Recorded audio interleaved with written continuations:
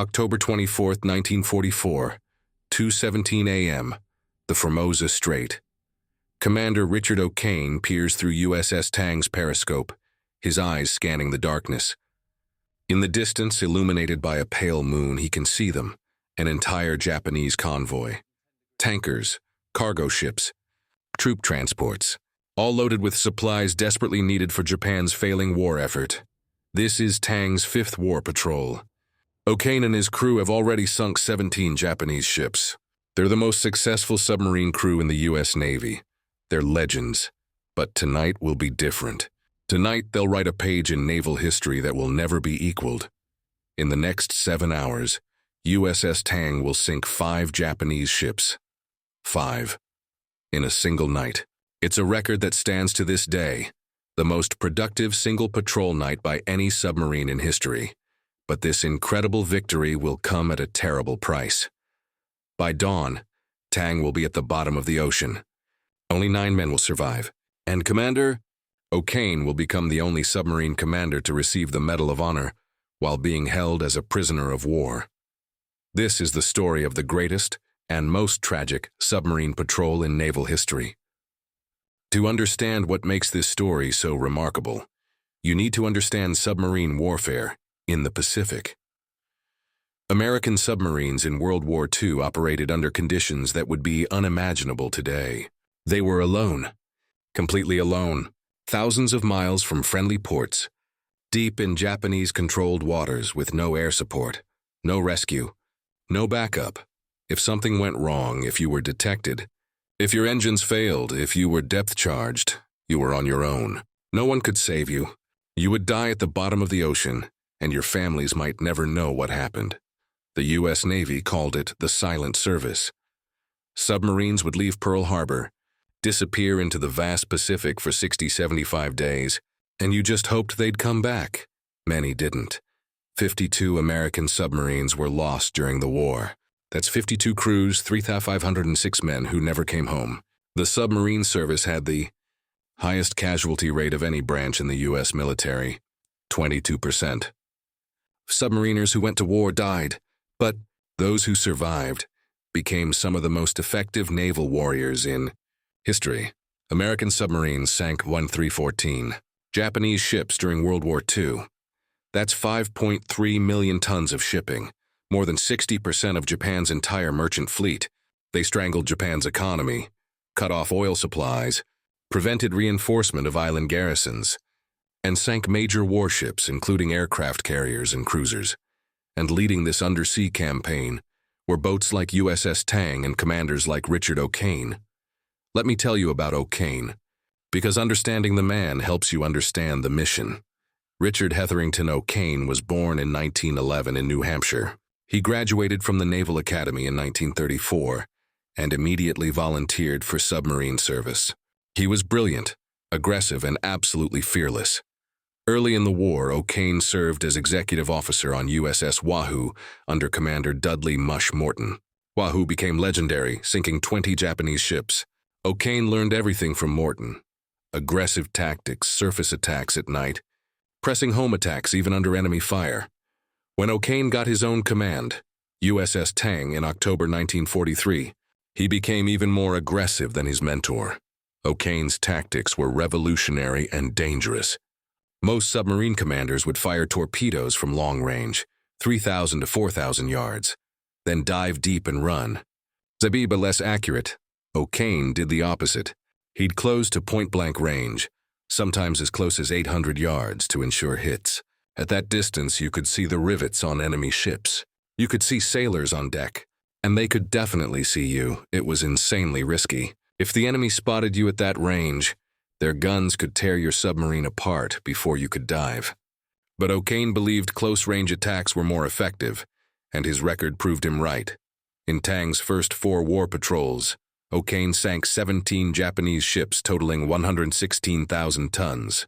He was already the 3rd most successful submarine commander in the U.S. Navy, but he wasn't done. In September 1944, Tang left Pearl Harbor for its 5th war patrol. The target area: the Formosa Strait and the waters around Taiwan and the Philippines. This was some of the most heavily defended water in the Japanese Empire. Enemy aircraft patrolled constantly. Destroyer escorts hunted submarines aggressively. It was a shooting gallery. O'Kane didn't care. He headed straight for the most dangerous waters he could find. By October 10th, Tang had already sunk 3 Japanese ships on this patrol. But O'Kane was hunting for something bigger. And on October 23rd, he found it.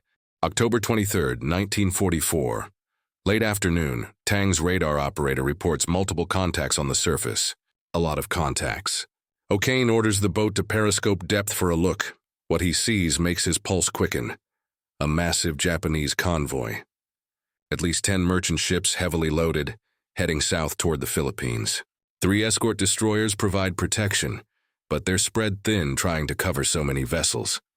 O'Kane's tactical mind immediately starts calculating. The convoy is moving at about 10 knots. They'll be passing through the Formosa Strait after dark, in confined waters, where maneuvering to evade torpedoes will be difficult. Perfect O'Kane decides to shadow the convoy until nightfall, then attack on the surface. Surface attacks were Tang's specialty. The submarine was faster on the surface, harder to detect at night, and could maneuver more aggressively. As the sun sets, O'Kane briefs his crew. They've done this dozens of times before, but tonight feels different. The convoy is huge. If they can execute perfectly, they could achieve something unprecedented. At 11:00 p.m., O'Kane surfaces Tang. The night is dark, good for concealment but challenging for navigation. The submarine's diesel engines rumble to life as Tang begins its approach.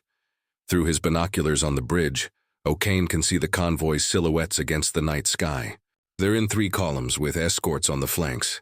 The nearest escort is about 4,000 yards away, close enough to be dangerous but far enough that Tang might not be spotted. O'Kane maneuvers Tang into an attack position ahead of the convoy. His plan is audacious. Sail directly into the middle of the convoy formation and fire torpedoes in all directions. It's the naval equivalent of a gunfighter walking into a saloon and shooting in every direction at once. It's also incredibly dangerous. If the escorts spot Tang in the middle of the convoy, they'll have nowhere to run. At 2:17 a.m. on October 24th, Tang makes its first attack. Target: a large transport ship in the center column about 7,000 tons. O'Kane closes to 1,000 yards. Suicide range if detected. Fire 1. Fire 2. Fire 3. 3 torpedoes streak toward the transport. The crew counts silently. 20 seconds. 30 seconds. 40 seconds. Boom. The first torpedo slams into the transport's hull below the waterline. Boom. The second torpedo hits amidships. The ship's entire center section erupts in flame as cargo explodes. Boom. The third torpedo hits near the stern. The transport's back breaks. Within minutes, it's sinking stern first, its bow rising into the air like a dying whale. 1 down. But O'Kane isn't done. While the convoy erupts in chaos, ships turning wildly, searchlights sweeping the water, escorts racing toward the sinking transport, Tang reloads and prepares for a second attack. At 2:43 a.m., Tang fires again, this time at a large tanker on the convoy's port flank. 2 torpedoes. Both hits. The tanker explodes like a bomb. It was loaded with aviation fuel. The blast lights up the night sky like daybreak. Burning fuel spreads across the water.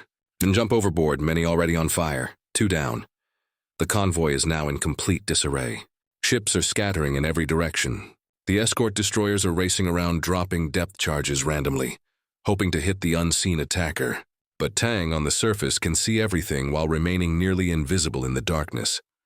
At 3:15 a.m., O'Kane spots another target, a cargo ship trying to flee toward the Chinese coast. Tang pursues at flank speed, closes to 2,200 yards, and fires 2 torpedoes. Both hit. The cargo ship lists heavily and begins sinking. Lifeboats launch, but many don't make it. The ship disappears beneath the waves in less than 10 minutes. 3 down. It's now 3:30 a.m. Tang has been attacking for over an hour. The convoy is scattered across miles of ocean. Ships are burning. Men are in the water. The escorts are panicking, unsure where the submarine is or how many attackers there are. O'Kane spots another target, a transport ship that stopped dead in the water, possibly damaged by a near-miss torpedo. It's a sitting duck. Tang closes to 800 yards. At this range, you can't miss. Fire 1. The torpedo hits perfectly. Right at the waterline, the transport's hull ruptures. Water floods in. The ship begins settling by the bow, sinking slowly but inevitably. 4 down. Tang has now sunk 4 Japanese ships in just over an hour. It's an incredible achievement. Any submarine commander would be satisfied and break off the attack. Not O'Kane. He still has torpedoes left. 4:15 a.m. The sky is beginning to lighten ever so slightly in the east. Dawn is coming, which means Tang needs to finish its attack and dive before Japanese aircraft arrive. O'Kane scans the horizon one more time. Most of the convoy has scattered. The escorts are far away, still searching uselessly for submarines. But then he sees it, one more ship. A large transport, maybe 6,000 tons, trying to limp away. It appears to have damage from near-miss torpedoes, moving slowly, trailing oil. Tang has 2 torpedoes left. O'Kane decides to use them both. At 4:31 a.m., Tang closes to 1,000 yards. The transport is barely moving, maybe 3 knots. It's an easy shot. Make ready tubes forward. Final approach. The torpedo data computer feeds information to the firing solution. Range 1,000 yards. Target speed 3 knots. Angle on the bow 60 degrees. Fire 1. The first torpedo leaves the tube. The crew watches through the periscope as it streaks toward the target. 20 seconds. 30 seconds. 40 seconds, boom, direct hit. The explosion tears a massive hole in the transport's side. The ship shudders, lists to port but doesn't sink immediately. O'Kane orders 1 more torpedo. This will be Tang's last shot of the patrol. The 24th torpedo fired. Fire 2. The torpedo launches, but something is wrong. The torpedo leaves the tube normally, but instead of running straight, it curves. Hard left, harder than it should. The curved wake is visible in the water. O'Kane realizes with horror what's happening. The torpedo is running in a circle. All ahead flank. Emergency dive. But it's too late. The torpedo, Tang's own torpedo, is coming back. Straight toward them, brace for impact. At 4:35 a.m., Tang's own torpedo slams into the submarine's stern at a depth of about 60 feet. The explosion is catastrophic.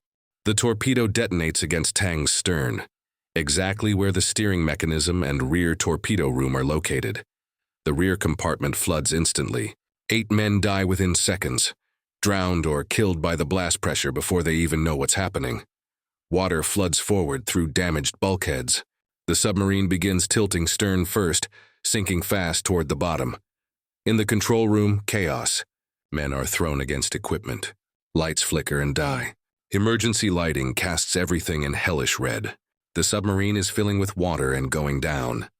Commander O'Kane, on the bridge, is thrown into the ocean when the submarine lurches. He surfaces, gasping, watching in horror as his submarine, his crew, disappears beneath the waves. Inside Tang, the remaining crew faces an impossible situation. The submarine is sinking. Water is flooding in. They're at 180 feet and still going down. The pressure hull will crush at about 600 feet. Compartment by compartment, men make desperate choices. Some try to escape through the forward torpedo tubes, a technique they've trained for but never expected to use in combat. You flood the torpedo room, equalize pressure, then swim out through the torpedo tube. In theory, it works. In practice, in darkness, with the boat sinking, it's nearly impossible. In the forward torpedo room, several men attempt escape. They flood the compartment, feeling the crushing pressure as water rises. The air becomes thick and hard to breathe. They open the outer torpedo tube door. Some make it out. They swim desperately upward, their lungs screaming for air, hoping to reach the surface before the nitrogen in their blood gives them the bends, or before they simply run out of breath. Some don't make it. Their bodies will be found in the forward torpedo room when Tang is finally located decades later. In the aft compartments, the men who survived the initial explosion have no chance. The compartments are flooded, the hatches jammed by the explosion. They drown in darkness, trapped in a steel coffin. Tang hits the bottom at 180 feet. The impact is jarring but not destructive. The submarine is already wrecked. It settles into the mud of the Formosa Strait, a tomb for 78 men. On the surface, Commander O'Kane and 8 other survivors cling to debris in the oil-slicked water. The 5th transport, the one they hit with their second-to-last torpedo, burns on the horizon, slowly sinking. 5 Japanese ships sunk. but at a cost of 78 American lives. As dawn breaks, Japanese patrol boats arrive. They pull the American survivors from the water. O'Kane and his men expect to be executed on the spot. Japanese forces often killed submarine crew members, considering them war criminals for unfair warfare. Instead, they're taken prisoner. They'll spend the next 10 months in brutal POW camps, where several more will die from torture and starvation. But O'Kane will survive, and he'll carry the memory of this night, the greatest triumph and the worst tragedy, for the rest of his life. What caused Tang's torpedo to circle back? It's a question that haunted naval investigators and O'Kane himself for years. The official investigation concluded it was a circular run, a catastrophic malfunction where the torpedo's gyroscope fails, causing it to turn in a tight circle. American Mark 14 torpedoes had a troubled history. Early in the war, they were notorious for running too deep, passing under targets, exploding prematurely or not at all, faulty detonators, circular runs, gyroscope failures. By late 1944, most of these problems had been fixed. But not all.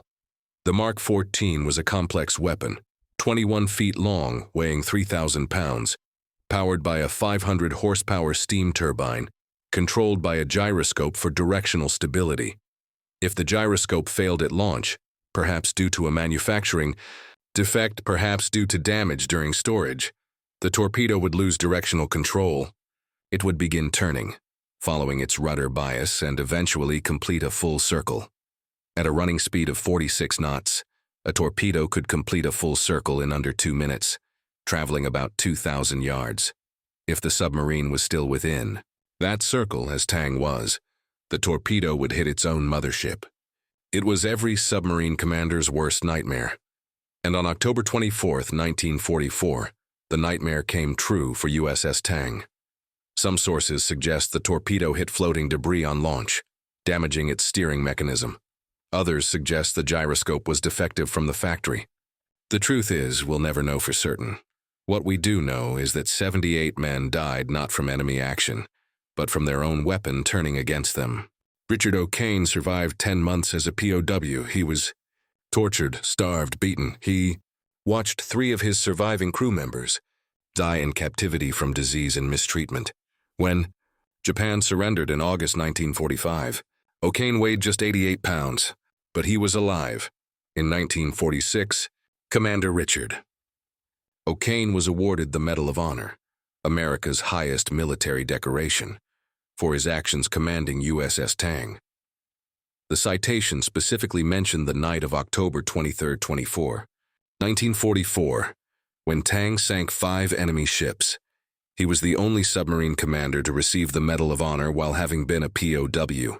The citation read in part, "Boldly maneuvering on the surface into the midst of the convoy, Commander O'Kane calmly ordered his submarine to fire torpedoes at point-blank range. After launching his final torpedo, he witnessed its erratic circular run and immediately ordered the submarine to dive. But the torpedo struck the Tang, causing catastrophic damage. His courage and determination throughout his submarine's final patrol were in keeping with the highest traditions of the U.S. Naval Service. Kane retired from the Navy in 1957 as a Rear Admiral. He died in 1994 at age 83, having outlived most of his crew by half a century. USS Tang's final record stands as the most successful submarine patrol in U.S. Navy history, 5th War Patrol. October 1944, 5 ships sunk in 7 hours. Total for all 5 patrols: 24 Japanese ships sunk, 116 454 tons confirmed, possibly 31 ships, 800 tons total. 3rd most successful submarine of the war, 78 crew members lost. 9 survivors. The ID wreck of USS Tang was located in 2005 by a research expedition. It lies in 180 feet of water in the Formosa Strait, almost exactly where it sank in 1944. The wreck is designated a war grave. No salvage is permitted. The 78 men who died there rest in the submarine forever. Every year, on October 24th, submarine veterans gather to remember Tang and her crew. They toast the 78 men who never came home. They remember the 9 who survived. And they honor Richard O'Kane, the submarine commander who achieved the impossible and paid a terrible price for it. 5 ships in one night. It's a record that will likely never be broken. Because modern submarine warfare is so different, conflicts are shorter, targets are scarcer, and one submarine launching cruise missiles can devastate dozens of targets in minutes rather than hours. But in October 1944, submarine warfare meant closing to point-blank range with an enemy you could see with your naked eye. It meant counting the seconds until your torpedo hit, hoping the explosion came before the enemy's guns found you. It meant making split-second decisions that could save or doom 80 men. USS Tang and Commander Richard O'Kane embodied everything the submarine service stood for: courage, aggression, determination, and absolute dedication to mission. They achieved something no submarine before or since has matched.